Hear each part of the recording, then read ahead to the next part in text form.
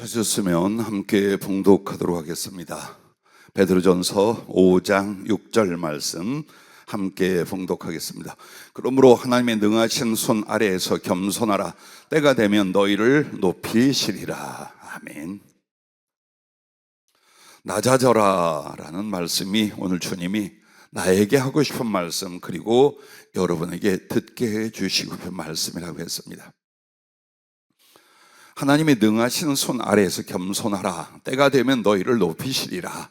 이 말씀을 누가복음 15장에 보면 둘째 아들, 집 나간 둘째 아들과 아버지 이야기, 그리고 그 뒤에 보면 맏형 큰아들의 이야기가 나옵니다. 이걸 통해서 오늘 낮아지는 게 무엇이며 하나님이 그러므로 높이시는 게 무엇인가, 그것을 기도 속에 이루는 것이다.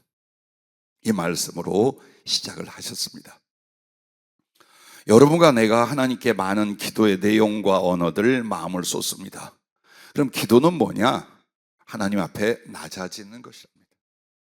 그래서 하나님 앞에 무릎을 꿇는다든가 엎드려 경배한다든가 성경에 보면 몸의 자세들이 나와요. 그 이유가 뭐냐?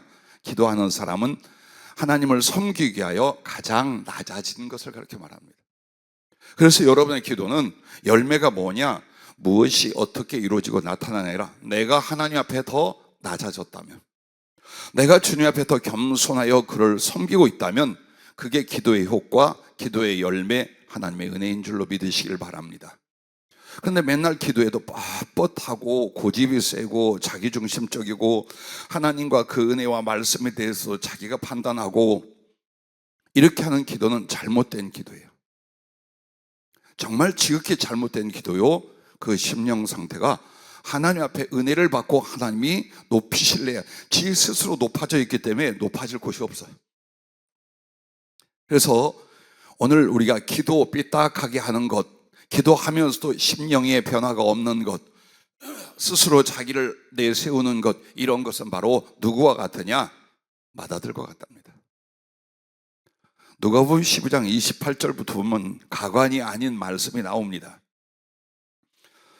그 둘째 아들이 허랑방탕 거렁뱅이 되어 죽어가다가 돌아왔어요. 그래 아버지가 너무 기뻐서 새 옷을 내어 입히고 가락지를 끼고 신을 신기고 그리고 살찐 송아지를 잡아서 동네 사람 불러다가 잔치를 냈어요. 근데 맏아들이 밭에 있다가 돌아와 집에 가까이 왔을 때 풍악과 춤추는 소리를 듣고 한 종을 불러 이 무슨 일인가 물은데 대답하되 당신의 동생이 돌아왔음에 당신의 아버지가 건강한 그를 다시 맞아들이게 됨으로 인하여 살찐 송아지를 잡았나이다 하니 그가 노하여. 승질내는 거 봐요. 여러분, 하나님 앞에서 하나님을 대하여 직접 아니라도 승질내는 거 절대 하나님이 기뻐할 일이 아니에요. 왜? 낮아지면요 다른 사람한테 화 안 내. 나부터도 평생에 기도하고 싸운 것이 속에 있는 확 터질 그 심령이에요. 그걸 낮추려 애를 쓰는데 정말 은혜 받고 낮아지잖아요. 남한테 화 안 내요. 왜? 소중히 여겨져요. 그런데 마음이 거만해지잖아요. 네가 말이야 나를 뭘로 보고, 이렇게 나옵니다. 바로 나한테 얼씨구.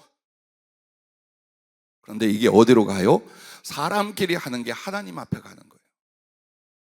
동생한테 화냈는데 그 화가 어디로 가요? 아버지한테 노하여 들어가고자 아니야. 속 좀 봐요. 삐치고 승질 나가지고 동생이 살아와서 아버지가 잔치였는데 삐치고 승질 나서 안 들어가요.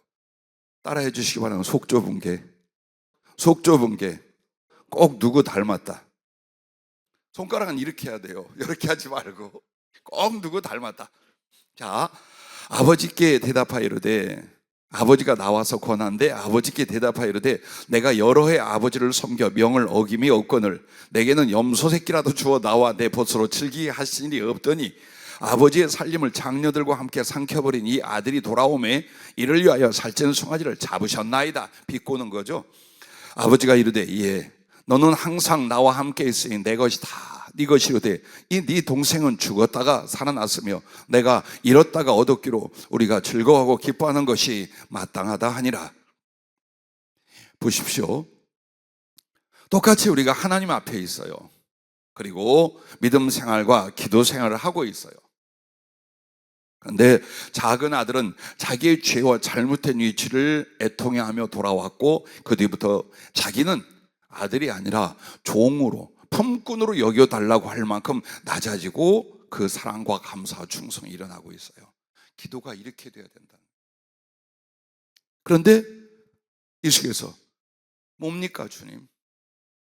내가 어려운 것을 돌아보지 않습니까? 그만큼 기도했는데 아무 일이 없네. 기도도 없고 별로 충성도 안 되는 저쪽 집은 잘 되고 있는데, 나는 그래도 애써서 교회 봉사하고 복음도 전하고 기도도 하는데 이게 뭘까? 이게 다 뭡니까? 마음속에서 은근히 불만이 일어나고 노하고 있어요. 왜? 높아져 있어서. 하나님 앞에 내가 누군가를 잊어버리는 거예요, 자꾸. 하나님이 오냐 오냐 하고 사랑하고 예뻐해주고 구원이라 천국이라 보호자라 맨날 이 말씀을 하니까 이게 높아져 가지고 어때요? 하나님 앞에 불평을 하고 불만을 하고 자기 고집을 앞세우고 예배를 드렸다 말았다 패했다 드렸다 이따위를 하고 여기까지 가버려요. 기도할 때도 마찬가지예요. 기도는 감히 하나님 앞에 높아지려는 나의 마음 혹은 높아져 있는 나의 자세를 다시 엎드려 낮아지게 하는 것, 그것이다라는 겁니다. 왜? 이게 바로 하나님을 하나님으로서 섬기는 것이랍니다.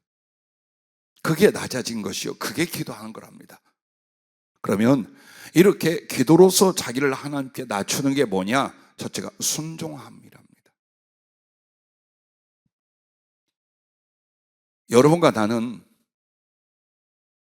하나님 말씀 앞에나 혹은 그 말씀을 전하는 사람 앞에 기꺼이 복종하고자 하는가, 아니면 토를 달고 따지고 이유를 내고 있는가, 나는 평균적으로 어느 쪽으로 더 많이 치우쳐 있는가 보십시오.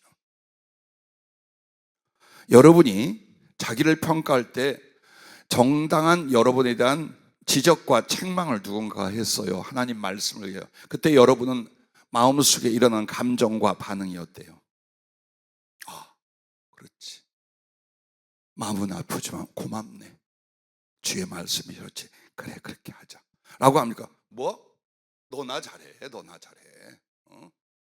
뭐라고 지금 나한테 그러고 있어? 라고 하십니까? 어느 게 교만이고 어느 게 겸손인가 보십시오. 우리는 마치 그것이 나의 인권이나 자존심으로 알아요. 여러분의 자존심은 이미 없어졌어요. 왜? 죄인이 무슨 자존심? 악하고 죄만 지는 자가 그걸 앞세워 자존심을 세웁니까? 여러분의 자존심은 따라해 주시기 바랍니다. 나의 자존심은 예수님의 영광이다. 예. 예수님이 영광을 받는 건 내 자존심이 어때요? 급상승 거룩한 기쁨과 보람을 갖는 거예요. 근데 예수님에 대한 영광을 모욕하거나 주님의 영광을 못 받아, 그럼 내 자존심이 몹시 상하는 거예요. 나의 자아와 성품과 기질을 앞세우는 게 아니라 주님을 앞세우는 거예요. 그래서 여러분이 성경을 직접 읽든 마음에 오는 성령님의 말씀을 듣든 주의 종이 뭐라 하든 대부분 이렇게 합니다. 아이고 뭐 어떻고 저쩌고, 아이고 뭐 어떻고, 더군다나 공개적으로 야단을 친다. 그러지 마세요. 사랑하지 않으면 여러분 얼굴 마주대어 보지도 않아요. 삐딱한 사람들, 인격도 되지 않는 사람들, 기본적인 신앙도 못 가진 사람들, 그들의 목숨 걸로 달라붙어도 돕고 사랑하고 설교하고 주님 앞에 엎드려 가는 거하고 이거 하겠어요? 안 합니다, 절대로. 누구라도 마찬가지예요. 주님도 날 보시기에 그럴 거예요. 정말 때 묻고 똥 묻고 더러워서 볼 수 없어요. 근데 주님 하고 있으니까 오셔서 맨날 어루만지고 닦아주고 세워주는 거예요. 나도 그래. 우리가 그것을 생각한다면 어때요?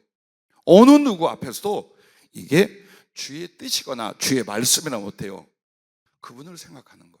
지금 이 말을 하는 저 목사님이나 혹은 이 친구나 이 가족이 아니에요. 그 내용이 어디서 온 거예요? 하나님께서 왔어요. 그러면 그 말씀에 순복할 수 있도록 마음을 낮추는 거예요. 이게 바로 순종의 사람, 겸손과 낮아져 있는 사람. 뭔가 상담을 하거나 권면을 하거나 가르치를 할 때 막 앙졸 말대꾸하고 변명하는 사람들 가끔 있어요. 다행히 여기는 없어요. 그럼 이제 집에서 듣는 사람들이 나 들으라고 하는 거, 예, 들으라고 합니다. 아이고 속 시원하다. 자, 그 태도가 어디서 나온 거예요? 그게 교만하고 고집센 부끄러운 거라는 것도 몰라요, 사람들이. 그걸 몰라요. 그래서 모든 만남과 대화와 말씀 앞에 무슨 인식이 있어야 돼요? 하나님이 여기 계시다는 인식이 있어야 돼요. 그게 믿음이에요. 그게 믿음 생활이에요.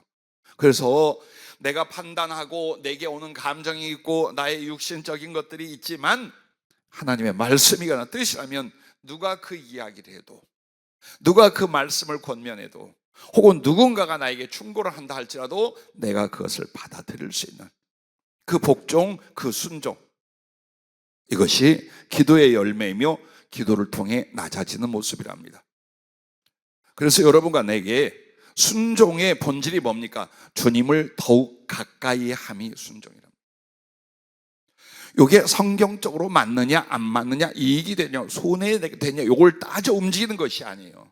순종은 바로 주님께 더 가까이 가는 거예요. 그래서 여러분이 기도에 대한 순종이 없이 다른 순종할 수 있느냐? 못합니다. 절대 안 됩니다. 기도는 최소한 주님께 은혜를 받고 주님을 사랑할 수 있는 가장 복된 거예요. 그런데도 내가 주님을 가까이 할 수 없다면 더 중요한 말씀이나 희생이나 혹은 회개나 혹은 충성을 위한 요구 앞에 내가 감당할 수 있는가? 못합니다. 그러므로 부디 나의 순종이 어디서부터 일어나야 되는가? 집 나간 아들이 아버지께 돌아오듯이 나의 마음과 생활이 주님께 더 가까이 가게 한대. 근데 이게 말씀과 기도를 빼놓고는 없어요. 어디에서 일어나지 않아요. 또한 여러분의 순종은 이걸 생각하세요. 말씀을 듣고자 하는 것 자체가 순종이랍니다. 주님 말씀해 주시오, 가르쳐 주시오, 깨닫게 해 주십시오 하고 성령을 의지하거나 성경 말씀을 가까이 하는, 그게 바로 순종의 의지랍니다. 즉 순종의 의지가 없는 사람들은 듣고자 안 해요.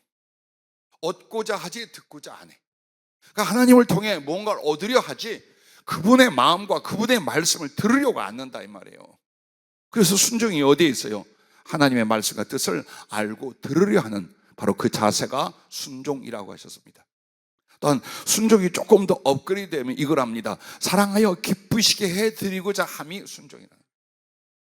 즉 율법적으로 이걸 하면 죄야, 이걸 하면 의야, 이거 하면 망해, 이걸 하면 은혜를 받아, 이것이 아니라 내가 왜 순종하는가, 내가 왜 그 말씀을 내 가슴에 안고 나의 삶으로 바꿔갈 수 있는가, 이렇게 하는 게 주님을 가장 기쁘시게 하는 사랑이야. 그래서 그 사랑하는 마음으로 그 뜻과 말씀을 쫓는, 바로 이것이 진짜 순종이랍니다. 여러분과 나에게 주님은 당신의 100% 말씀으로 임하셔요.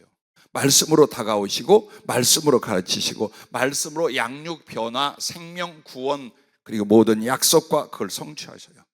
그래서 여러분이 하나님 말씀을 외면하고는 이만큼도 영적 성장이 일어나지 않고 복과 쓰심의 길로 들어갈 수가 없어요. 그만큼 여러분이 하나님의 말씀이요 하나님의 뜻이요 하는 거죠.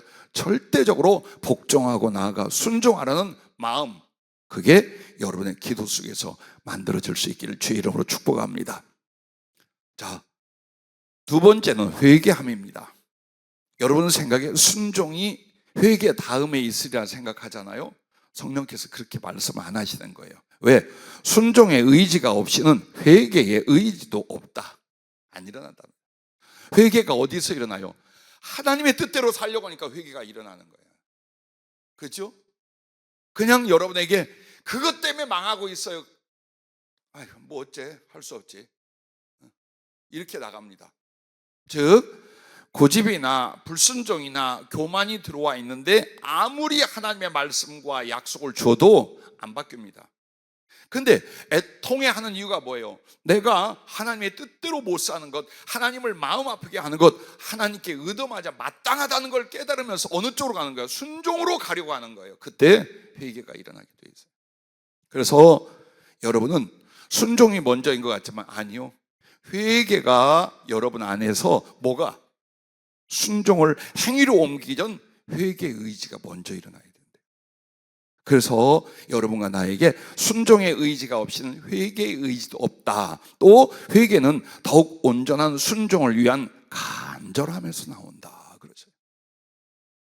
어떻게 내가 주님 뜻대로 살까?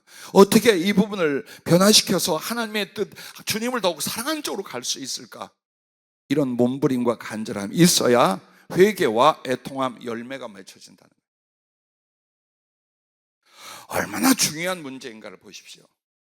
여러분이 구하는 바가 삶의 필요를 위해서 구합니까? 아니면 내가 하나님께 온전해지고 받쳐지기 위해서 구합니까? 바로 이게 분기점이에요. 영적인 것과 육적인 것, 하나님을 향하여 가는 것과 여전히 세상의 경계에 서 있는 것 차이가 여기에서 일어난다 그 말이에요. 여러분에게 이왕 영적인 것, 육적인 것, 영적인 사람, 육적인 사람 말이 나왔으니까 말씀을 드리는데, 누가 영적인 사람은 체질일까요? 아니요. 무엇을 사랑하고 기뻐하고 마음과 삶을, 시간을 어느 쪽으로 더 드리냐에 따라서 육적 사람이 영적 사람이 된답니다. 반면 어느 날 은혜로 영적인 생활을 하다가 점점 세상이나 세상의 염려나 그런 것들을 더 마음에 두기 시작하고 시간을 쏟고 그리고 삶을 그리려 가요. 그 사람 어제까지는 영적이었어. 이제는 어떤 사람이에요? 육적인 사람이 되는 거예요. 고정되어 있지 않아요. 여러분이 무엇을 사랑하는가, 무엇으로 기뻐하는가, 어디에 마음과 시간을 더 쏟는가, 이걸로 하나님의 사람, 영적인 사람이 될 수 있고 세상적이고 육신적인 사람이 될 수 있다는 거예요. 그래서 내가 하나님 말씀과 그 하나님에 대한 사랑을 가지고 나를 돌아보니 어때? 자꾸만 육신적으로 세상적으로 치우치네. 근데 내 마음 깊은 곳에서는 난 정말 주님의 뜻대로 살고 싶고 주님이 기뻐하는 걸 하고 싶어. 그러니까 이 속에서 이제 갈등이 일어나는 거예요. 이 고민과 이 괴로워하는 갈등은 필요한 거예요. 무엇을 먹고 입을까로 괴로워하는 건 여러분의 심령과 믿음을 무너뜨려요. 그러나 어떻게 하여 하나님의 뜻대로 살까 하는 그 고통과 그 근심은 여러분을 간절하게 만들어요. 애통하게 만들어요. 열심 있게 만들어요. 하나님을 향하여 기어코 가까이게 만들어요. 그래서 하나님을 향하여 당신 뜻대로 살게 하는 근심이 없다. 변화가 없어요. 이 사람들은 절대 안 바뀝니다. 항상 말씀을 듣고 성령을 듣고 기뻐하고 감사하고 찬송하다가도 이 마음속에서 무엇이 더 내가 주님을 기쁘시게 하고 사랑하고 그가 나에게 뭘 원하는지, 내가 그러지 못한 것과 부족한 것 아니면 거역하는 게 뭔지 올라왔다 이 말이에요. 그래서 그걸로 인하여 슬퍼하고 애통해하고 가슴을 치는 이유가 뭡니까? 주님을 더 사랑하기 위해서 그런 거예요. 그래서 회개는 살고자 회개하는 게 아니에요. 두려워서 하는 게 아니에요. 주님을 더 사랑하기 위하여 찾아보는 거예요. 내가 무엇을 변화해야 될까? 어떤 걸 고쳐야 될까? 그것이 주님에 대한 사랑과 기쁨이 될까? 그래서 찾아보면서 그냥 전해 듣는 십계명을 가지고 하는 게 아니라 점점 나의 삶 속에 찾아보면서 더 깊이를 보는 거예요. 그래서 여러분이 도둑질하고 살인하고 간음하고 이런 것들, 탐욕을 부리고 이런 것만 우리가 하나님 앞에 복종이다, 의이다라고 말하잖아요. 더 깊어지면 뭔 줄 압니까? 주님을 더 사랑하지 못하는 거예요. 알면서도 남에게 베풀거나 선을 행하지 않는 거예요. 가슴에 일어나여 내가 주님께 약속하고 서원했는데 나의 마음도 나의 삶도 너무 뒤떨어져 있는 거예요. 그래서 주님을 더 사랑하지 못한 회개로 가게 돼 있어요. 우리가 세상에 발목 잡히고 흉악한 죄 속에 살지는 않아요. 그래서 그것만 벗어나면 난 하나님께 순종할 게 없고 회개할 게 없다고 생각할지 몰라요. 아니요. 왜 더 사랑하지 않는 거야? 왜 주님을 더 사랑하지 못하는 거야? 이거에서 이제 회개가 일어나야 되는 거예요. 그래서 회개는 고통스러운 게 아니다. 주님을 더 사랑할 수 있는 열심이다. 그것을 잊지 마시길 바랍니다. 이게 낮아지지 않으면 절대로 순종도 회개도 일어날 수가 없겠죠. 그래서 겸손의 열매는 회개, 회개의 열매는 순종, 순종의 열매는 더 회개. 성령은 이렇게 표현해 주셨어요. 자, 그 다음에 여러분이 기도 속에서 더 낮아지는 게 뭐냐? 감사함이랍니다. 생각해 보니 그래요. 여러분과 내가 겸손해지고 낮아져 있자는 하나님께 별로 고마운 걸 몰라요. 그 뜨거운 마음으로 세상에 우리 주님이 이러셨어. 이게 주의 은혜야. 이게요, 낮아져 있을 때만 그게 돼요. 여러분의 마음이 높아지기에 하나님 앞에 악하고 막 교만하여 사단된 이걸 말하는 게 아니에요. 감사가 식었지요. 감사가 잘 안 나오지요. 그 감사는 표현만 아니라 가슴에 감사의 감동이 없죠. 마음이 높아져서 그래요. 마음이 높아져서 그래요. 자, 이게 무슨 표현인가 들어보십시오. 성령이 이렇게 불러주셨어요. 눈이, 흰눈 말고 우리 눈이 구름 위에 있는 자는 부어주는 단비를 결코 보지 못하느니라. 구름에서 비가 오잖아요. 근데 구름보다 눈이 높이 올라가 있어. 절대로 그 아래 쏟아지는 하나님의 은혜와 사랑의 단비는 이 사람 절대 보지 못한다는 거예요. 비가 오지 않는 게 아니라 그 비를 볼 수 있는 눈의 위치가 높이 올라가 있어서 하나님의 은혜, 하나님의 사랑, 하나님의 역사를 모른다는 거예요. 그럼 어디로? 그 구름 아래로 낮아지면 그때 보면 생명의 단비를 이렇게 부어주시는 거예요. 이 산천이 살아나고 내가 살 수 있는 게 이 비 때문이로구나. 그래서 하늘에 감사를 하게 되는 거예요. 그러므로 하나님의 은혜를 알려면, 그의 사랑을 보려면 낮아져야 된다. 엎드려야 된다. 그걸 이렇게 표현해요. 이게 누구십니까? 바로 오늘 누가복음 15장에는 맏아들이 눈이 구름 위로 올라가 있는 사람이에요. 자, 또 하나 이런 비유를 주셨어요. 눈을 감은 자는 천지에 있는 사랑을 보지 못하느니라. 즉, 눈을 뜨면 여러분, 풀 한 포기, 나무 하나, 짐승 혹은 시내와 강물들, 하늘의 햇볕과 달과 별들, 그게 전부 다 뭐예요? 나를 위하여 있잖아요. 나를 위해서 하나님이 다 만들어주신 거예요. 그래서 눈을 열면 맞아, 하늘과 땅이 하나님이 나를 위한 예비하심과 사랑하심을, 그의 신성과 능력을 보며 감사할 수 있는데, 눈을 감고 아무리 눈 감고 있어봐요, 뭐가 보이나? 그래서 없다, 못 받았다, 나는 어렵다, 답답하다, 힘들다, 이쪽으로 가는 거랍니다. 그럼 눈을 여는 게 뭐냐? 낮아져서 기도하는 거랍니다. 오늘 우리의 감사는 지금 내가 원하는 것들이 기적같이 이루어지는 여기에 있어서는 안 돼요. 더 낮아져 보십시오. 심령이 더 낮아져서 주님을 우러러보며 기도해 보십시오. 얼마나 많은 은혜와 얼마나 많은 사랑을 여러분이 받고 있는지, 그리고 단 하나, 꼭 하나 반드시 감사하다면 죽을 여러분을 살려주신 거예요. 지옥 갈 나를 하나님의 사랑과 약속 안으로, 생명 안으로 불러주신, 이것이 돈하고 비교하겠어요? 건강하고 비교하겠어요? 삶의 약간의 이익하고 비교하겠어요? 그러므로 주 예수의 십자가를 향해 감사하지 못하는 사람은 천 가지 만 가지 하나님의 역사 응답에도 진실한 감사는 안 나오게 되어 있습니다.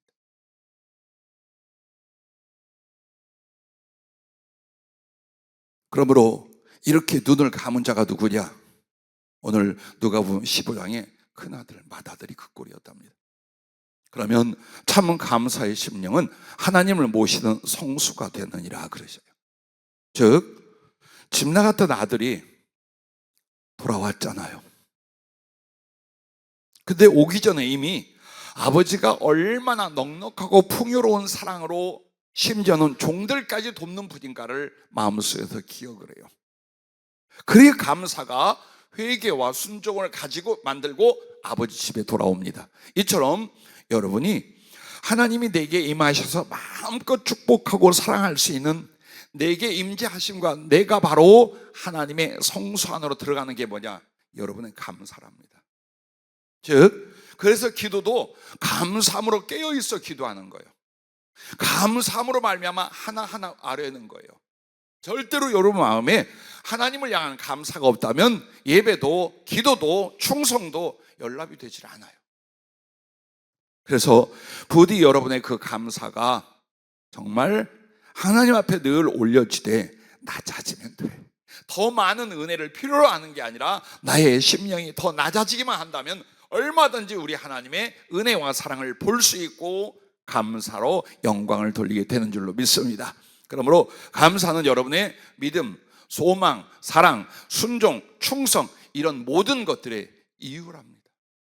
왜 내게 믿음이 있는가? 내가 왜 소망과 사랑을 가질 수 있는가? 그게 바로 감사의 내용이에요. 이 은혜 때문에, 이 사랑 때문에, 이 하나님의 이런 것 때문에 내가 믿음을 갖고 소망을 갖고 사랑을 갖고 순종과 충성을 할 수 있는 거예요. 그래서 감사가 없는 사람은 믿음도 대충, 소망은 이 땅, 사랑은 자기 자신, 순종은 복이 될 것만, 그리고 충성은 그냥 자기 위한 충성으로 끝나요. 왜? 꼭 그렇게 될 이유가 없어, 교회를 다니면서. 근데 이유가 있는 사람들 어때요? 내가 하나님께 무엇을 받았는가, 내가 하나님의 어떤 은혜와 사랑을 받았는가가 꽉 차 있어. 이게 이유가 돼서 사랑하고 순종하고 충성하는 거예요. 감사가 여러분에게 기도 속의 숫자도 안 만들어진다면 삶 속에 절대 감사는 일어나지 않습니다. 자, 그래서 주님이 받으신 영광은 감사 외에는 없어요. 여러분이 무엇을 해도 감사 때문에 그렇게 하는 거예요. 그것이 하나님께 영광이에요. 생각해 보세요. 주신 것에 대해서 고맙다는 것, 이게 하나님께 하나님이 하셨어요, 하나님이 주셔서 이 말이라 이 말이에요. 감사가 왜 하나님께 영광을 돌리는 유일한 것이냐? 모든 것을 다 하나님이 주신 것과 하나님께 감사하는 그 마음, 도로 하나님께 영광. 하나님이 하셨어요, 하나님이 주셨어요, 그건 하나님 때문이에요. 이게 감사라 그 말이에요.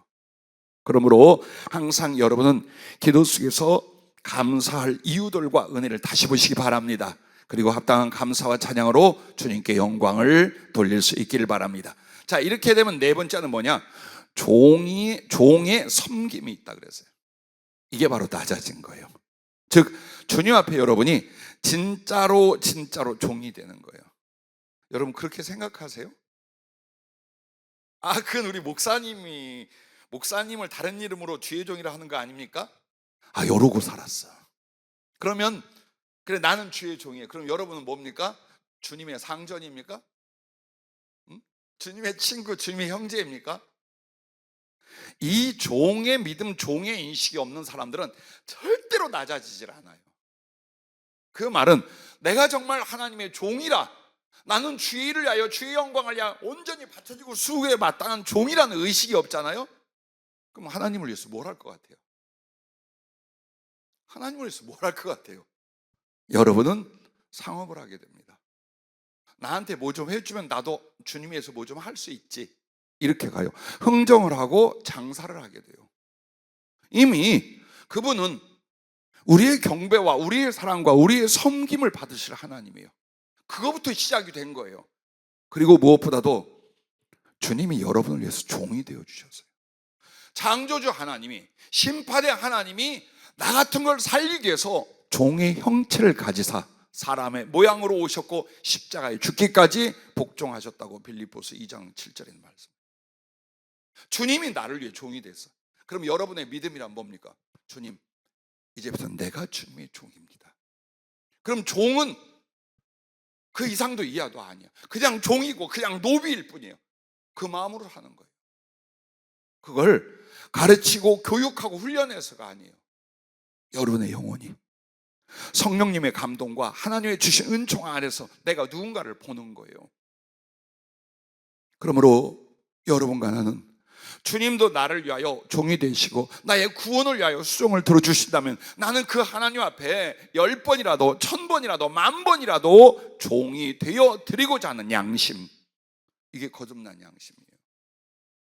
신명기에 보면 7년째는 이스라엘 사람들을 이렇게 너무 가난하고 어려워져서 자기를 머슴이나 종처럼 이제 드렸어요. 같은 이스라엘 사람끼리. 그럼 반드시 그들은 7년째는 돌려보내야 돼요. 근데 이제 돌려보낼 때가 됐는데 이 종이 그러는 거예요. 나는 주인과 종처럼 살지 않았습니다. 정말 당신은 내게 아버지 같았고 나를 진심으로 사랑해 줬습니다. 그러므로 나와 내 가족은 끝까지 아들처럼 종처럼 당신을 섬기겠습니다, 이러는 거예요. 그럼 이 사람들을 보내야 돼 안 보내야 돼 할 때 주신 율법이 뭐냐? 문지방이나 문설주에 대고 귀를 뚫으라 그랬어요. 그럼 이 사람은 영원히 이 주인의 종인데, 종의 신분이 서류상이지만 관계는 뭐가 되는 거예요? 아들이 되고 가족이 되는 거예요. 이 율법이 왜 있다고 생각하세요? 여러분과 나를 두고 한 거예요. 주님이 죄와 죽음과 사단과 지옥으로부터 여러분을 자유하게 했어요. 그래서 여러분 자유백성이에요.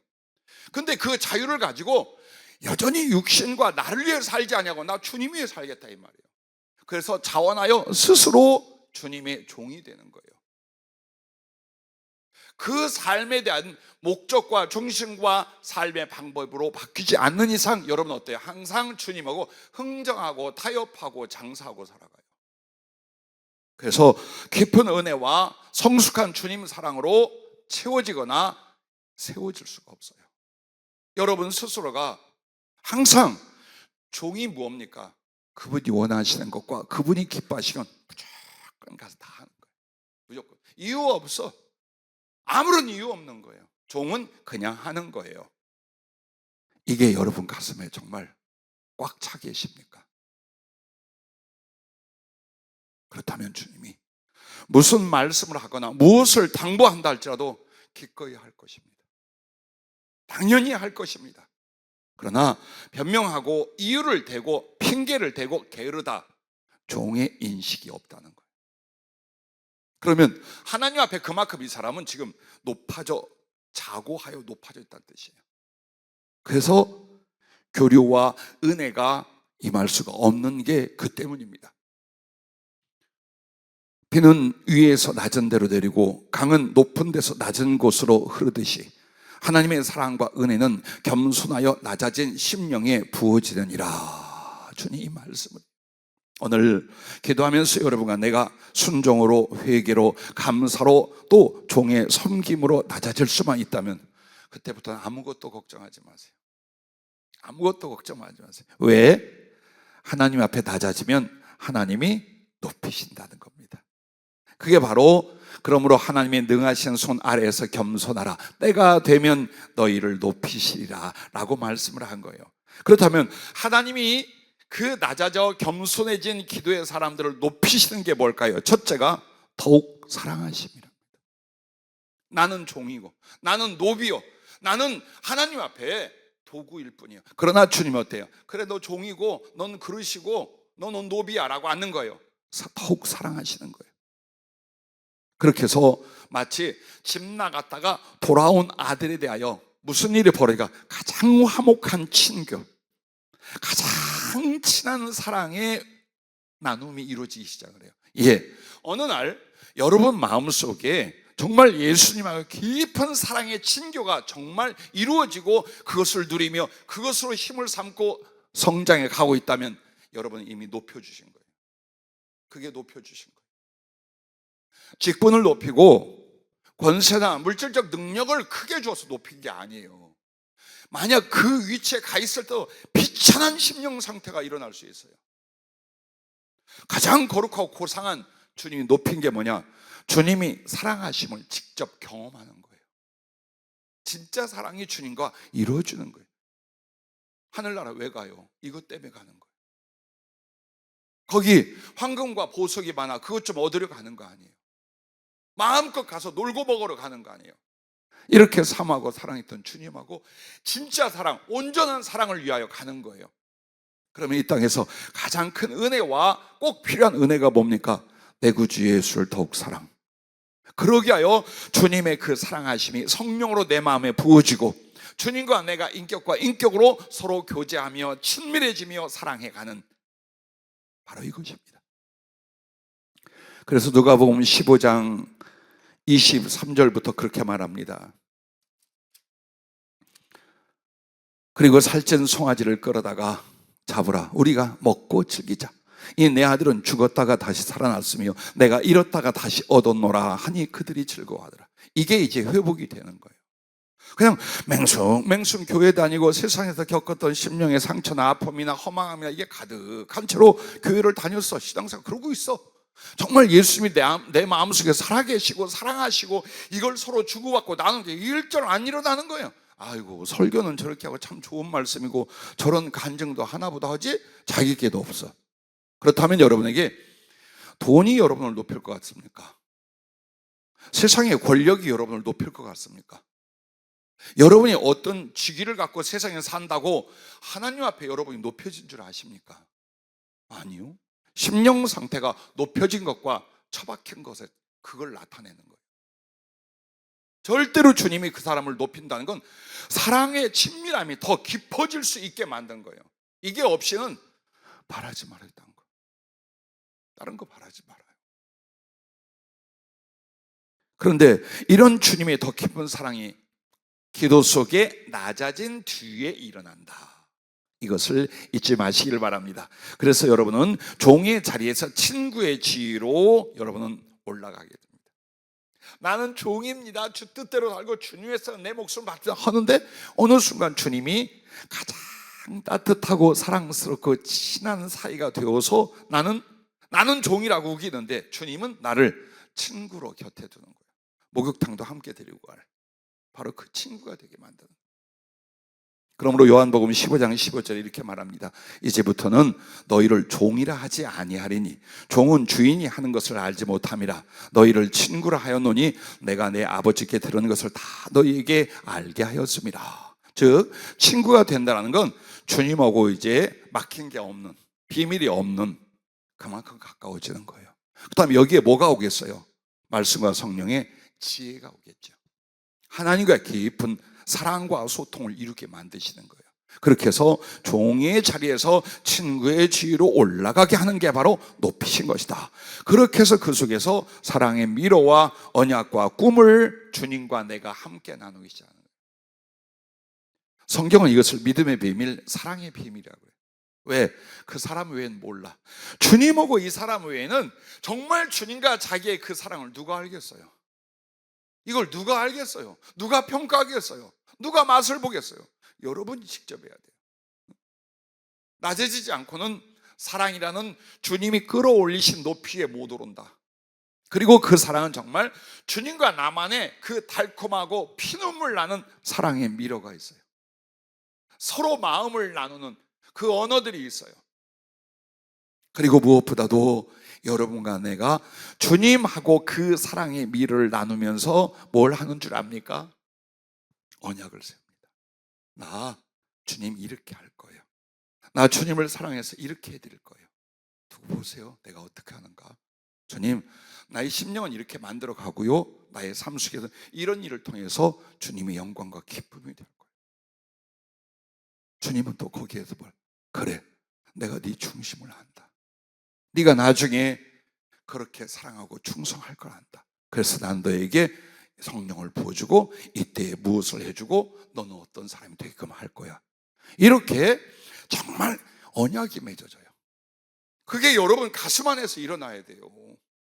설교로 들어서가 아니라 여러분이 기도하다가 여러분이 하나님을 사랑하다가 그분이 여러분 가슴 속에 그 사랑의 약조를 맺어주시고 나는 그 사랑에 서원을 하고 그래서 주님과 나의 미래와 꿈이 같아지는 거예요. 같이 꿈을 꾸고 같이 그걸 바라보고 그 방향으로 같이 사랑으로 나가게 만들어주는 것입니다. 그러므로 주님이 마태복음 26장 29절에 그러나 너희에게 이르노니 내가 포도나무에서 난 것을 이제부터 내 아버지의 나라에서 새 것으로 너희와 함께 마시는 날까지 마시지 아니하리라 하시니라. 이 말은요 이런저런 적용이 가능해요. 그러나 이 말이에요. 오늘 나는 너를 사랑해서 내 피를 다 쏟을 거다. 그리고 너희도 내 피를 가슴에 품고 나를 사랑하기 위하여 수고하다가 피를 쏟을 것이다. 내가 너희를 위하여 쏟은 피와 네가 나를 사랑해 그 쏟은 피가 포도주가 되어서 하늘에서 우리가 새 것으로 너와 나를 위하여 나누게 될 것이다. 그 사랑의 기쁨을 말하는 거예요. 사랑의 수고와 사랑의 열매를 통하여 사랑의 기쁨을 하늘에서 나눌 걸 그렇게 표현하는 거예요. 그 준비가 되셔야 돼요. 여러분은 주님을 위한 포도주 병이 돼야 돼요. 주님은 나를 위한 잔이 되실 거예요. 그가 주신 피가 내 속에서 포도주로 사랑의 포도주로 발효가 될 거예요. 나 역시 생명의 피를 거기에 쏟아서 주님과 나의 사랑의 포도주를 만들 거예요. 그리고 주님 앞에 가서 그 포도주를 나누며 모든 사랑과 모든 기쁨을 같이 하는 거예요. 그게 있으신가요? 그걸 위해 살고 계신가요? 여러분의 신앙은 내 피를 쏟아 주님이 부어주신 그 사랑의 피에 나도 그 피를 쏟아 사랑의 포도주를 만들고 가리라. 그것이에요. 그리고 재수 없다고 생각하지 마세요. 여러분 얼마 못 살아요. 민선아, 얼마 못 살아. 우리 민선이 본 뒤에 가장 심각한 얼굴 지금 잠깐 나타났어요. 이런 거 내가 얼만큼 살 것 같아.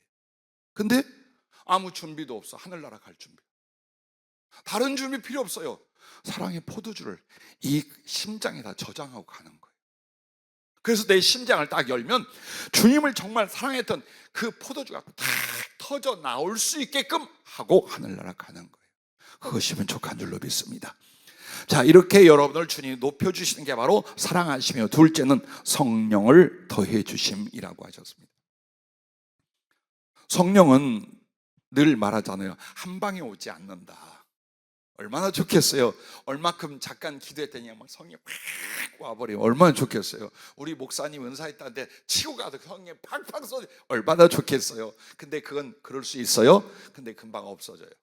왜? 여러분이 받아 모실 그릇이 안 되면 성령의 체험들이 체험으로 왔다가 사라져요. 이게 무섭고 아픈 이야기야. 근데 자기는 믿어요. 나는 이 은사를 받아서 나는 성령 충만. 아니, 그냥 경험으로 한번 준 거야.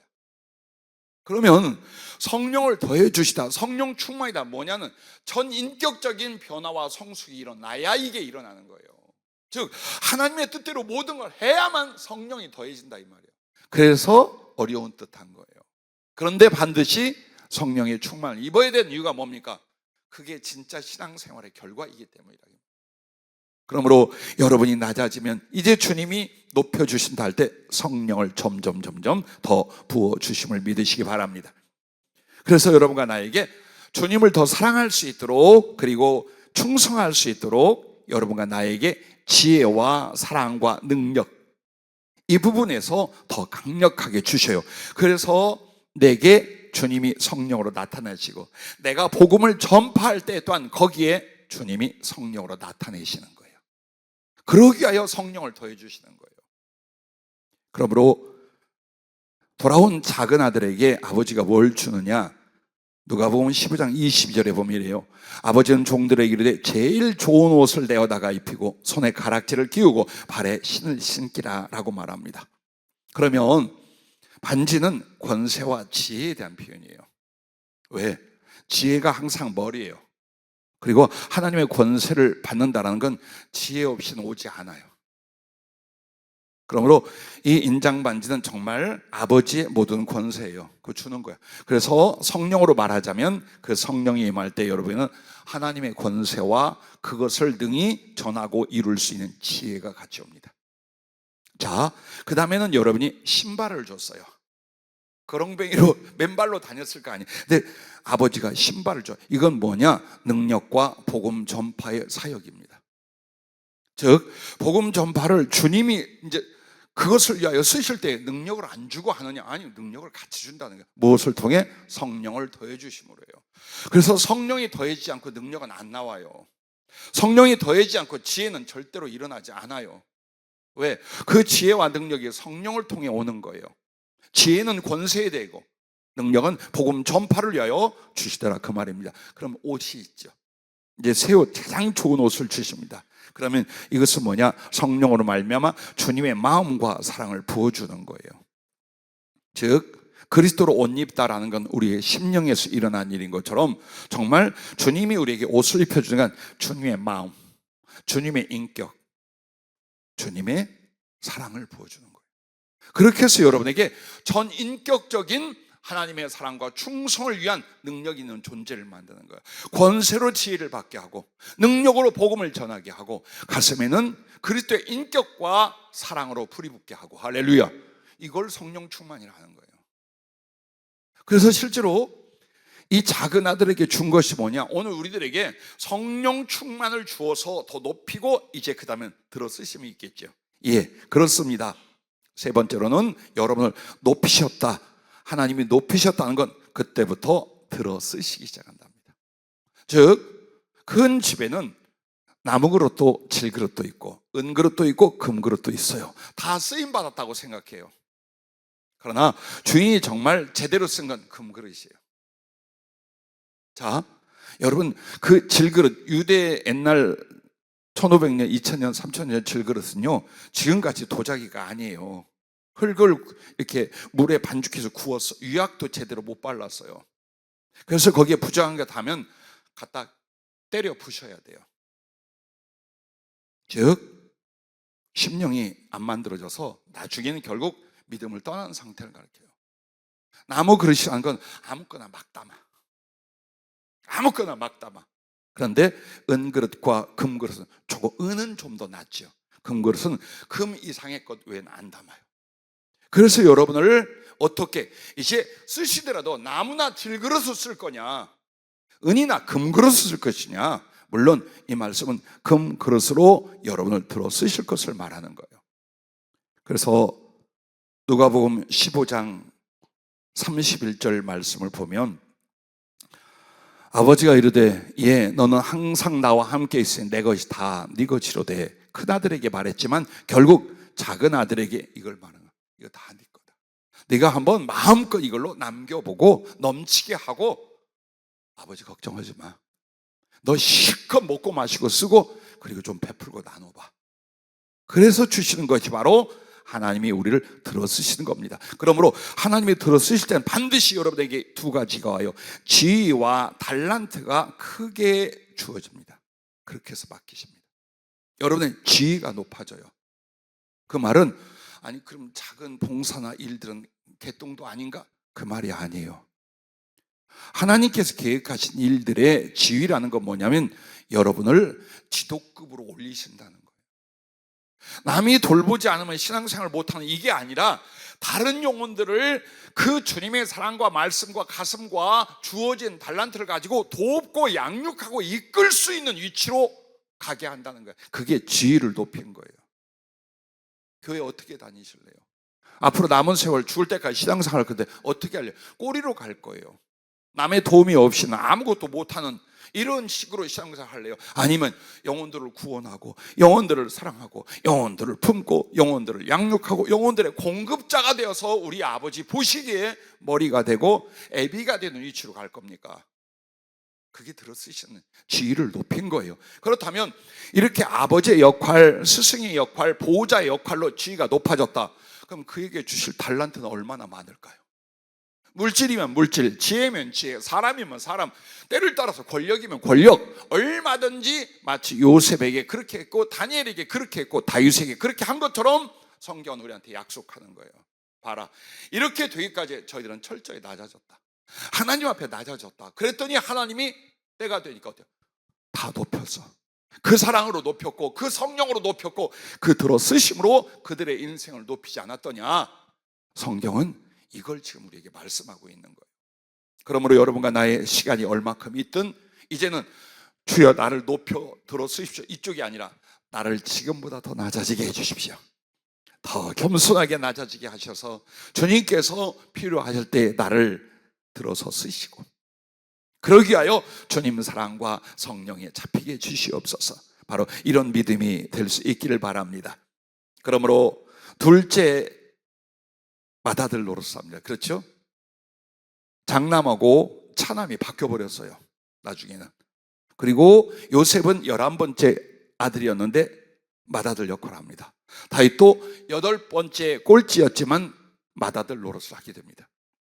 이게 바로 우리 하나님께서 낮아졌더니 높이신 역사와 은혜예요. 성경 한 곳에 이것만 소개하고 말씀을 마치려고 가장 낮아진 심령, 그래서 가장 높이신 하나님의 사건이 있었답니다. 그게 뭐냐? 들어보시면 알 거예요. 왕이여, 우리가 섬기는 하나님이 계시다면 우리를 맹렬히 타는 풀물불 가운데서 능히 건져내시겠고 왕의 손에서도 건져내시리다. 그렇게 하지 아니하실지라도 왕이여, 우리가 왕의 신들을 섬기지도 아니하고 왕이 세우신 금신상에게 절하지도 아니할 줄을 아옵소서. 즉 이 말입니다. 따라해 주시기 바랍니다. 그렇게 하지 아니하실지라도, 예, 이게 가장 낮아요. 내가 구하는 게 있어요. 필요한 게 있어요. 주의 영광을 위하여 이루고자 하는 게 있어요. 그런데 하나님이 안 해줘. 응답도 안 하고 역사도 안 하고 도와도 주지 않아. 그럴지라도 나는 하나님을 사랑하고 섬기겠습니다. 할렐루야. 이게 가장 낮아진 심령. 이거랍니다. 그런데 주님이 몰라래요? 아니야. 그렇게 해서 가장 낮아진 불구덩이에 떨어진 이 세 사람을 어떻게 합니까? 주님이 함께 가셔서 그들을 구원해요. 구원했을 뿐만 아니라 왕보다 더 높이고 바벨론 제국에서 가장 뛰어난 인물들로 하나님이 쓰시게 됩니다. 바로 이것이랍니다.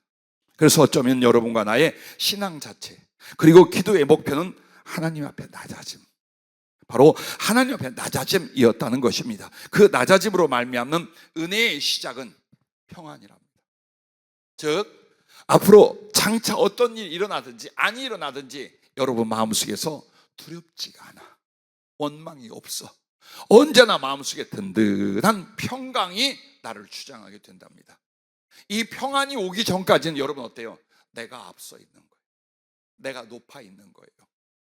그래서 낮추고 낮춘 뒤에는 하나님이 함께 하시고 하나님께 모든 걸 맡기고 하나님 앞에 종이 되었으니 이제는 어때요? 마음속에서 아주 기쁨, 든든함, 평안의 믿음이 될 것이랍니다. 그리고 주님이 이제 여러분을 높이고 계십니다. 할렐루야. 이제 그래서 그 사랑과 성령 안에서 들어 쓰실 당신의 약속이 성취될 줄로 믿습니다. 기도하겠습니다.